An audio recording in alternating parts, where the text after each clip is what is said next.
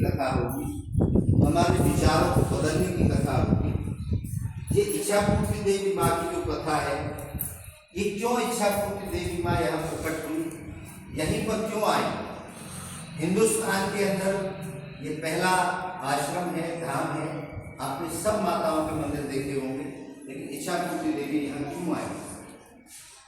विश्व में, भारत को अब आप छोड़ दीजिए, पूरे विश्व में अगर कोई पहला कहीं अवतार लिया है तो वो आपके यहाँ पर इच्छापूर्ति धाम में इच्छापूर्ति देवी माँ ने यहाँ पर लिया है। अब किसी भी चीज के बारे में किसी को पता नहीं होता कि कैसे कहा जाए, तो इसके लिए हमारी ये कथाएं गांव-गांव जाएंगी, गांव-गांव लोगों को बताएंगी, क्योंकि ऐसा कोई व्यक्ति नहीं है, जब तक सांस है हमारे शरीर में तब तक हमारी इच्छाएं जागृत रहेंगी।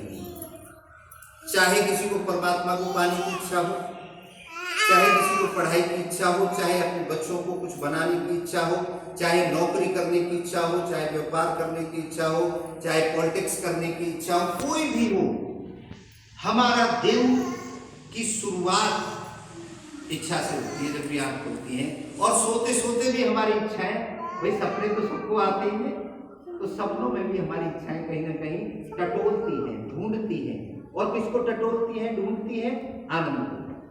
तो खैर, हमारी कथा प्रारंभ होगी सतयुग से। हम सतयुग की चर्चा करेंगे। सबसे पहले सतयुग हमने देखा नहीं है, लेकिन विद्वानों से सुना है, पढ़ा है। जो बड़े बड़े विद्वान ऋषि मुनि जो लिख करके चले गए, उसी के आधार पर हम सतयुग को मानते हैं कि राजा हरिश्चंद्र एक ऐसे राजा हुए जो सत्यवादी हुए, निष्ठावान हुए, अपने सभी लोगों की भलाई के लिए काम किया जिन्होंने।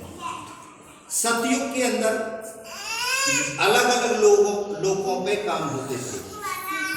जैसे भूलोक की हम बात करें तो भूलोक पर सत्य का बहुत वर्चस्व था।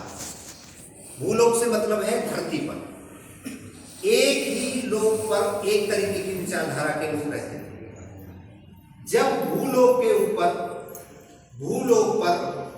ज्यादा सत्यता हो गई